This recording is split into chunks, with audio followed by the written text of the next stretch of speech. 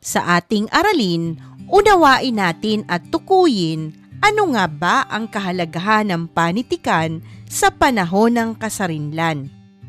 Ang panahon ng kasarinlan, simula taong 1946 ay isang mahalagang yugto sa kasaysayan ng Pilipinas kung saan nakamit ng bansa ang kalayaan mula sa mga dayuhan. Sa panahong ito, naging makabuluhan ang panitikan bilang daluyan ng damdamin, kaisipan at adhikain ng mga Pilipino.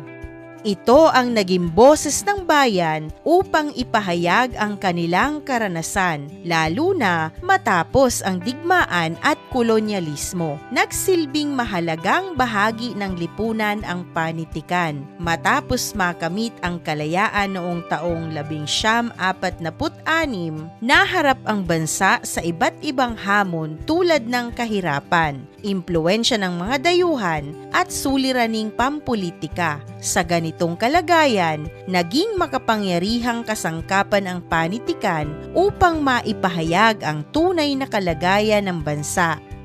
Isa sa pinakamahalagang papel ng panitikan sa panahong ito ay ang pagpapahayag ng damdaming makabansa sa pamamagitan ng mga akda tulad ng tula, maikling kwento at dula na ipakita ng mga manunulat ang kanilang pagmamahal sa bayan at ang kanilang hangarin na mapanatili ang kalayaan. Hindi lamang ito simpleng pagpapahayag ng damdamin, kundi isang paraan upang gisingin ang kamalayan ng mamamayan sa kanilang pagkakakilanlan bilang Pilipino. Bukod dito, nagsilbing salamin ng lipunan ang panitikan. Inilalarawan nito ang mga suliraning kinahaharap ng bansa tulad ng katiwalian sa pamahalaan, kahirapan ng mamamayan at patuloy na impluwensya ng mga banyaga. Sa pamamagitan ng panitikan, nabigyang liwanag ang mga katotohanang ito at nabuksan ang isipan ng mga tao sa pangangailangan ng pagbabago. Naging mahalaga rin ang panitikan bilang paraan ng pagpuna at kritisismo sa lipunan.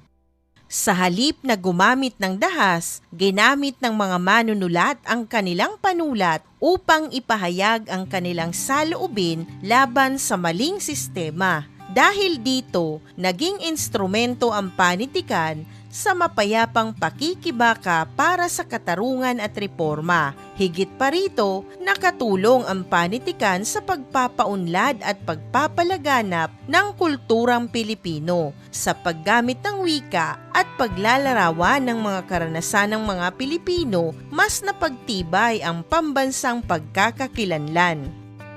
Naging bahagi rin ito ng edukasyon, kung saan ginamit ang mga akdang pampanitikan upang turuan ang kabataan tungkol sa kasaysayan, kultura at pagpapahalaga sa bayan. Sa kabuuan, ang panitikan sa panahon ng kasarinlan ay hindi lamang nagsilbing libangan kundi isang mahalagang sandigan sa paghubog ng kamalayang Pilipino. Ito ay naging boses ng bayan, nagpapahayag, nagbubunyag at nagbibigay inspirasyon sa mga Pilipino upang ipagpatuloy ang kanilang pakikibaka para sa tunay at ganap na kalayaan.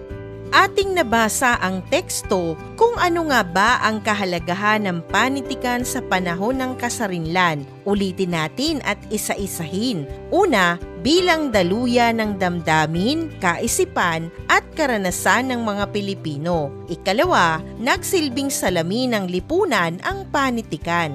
Ikatlo, ang panitikan bilang paraan ng pagpuna at kritisismo sa lipunan. Ikaapat, nakatulong ang panitikan sa pagpapaunlad at pagpapalaganap ng kulturang Pilipino. Ikalima, ang panitikan ay mahalagang sandigan sa paghubog ng kamalayang panlipunan.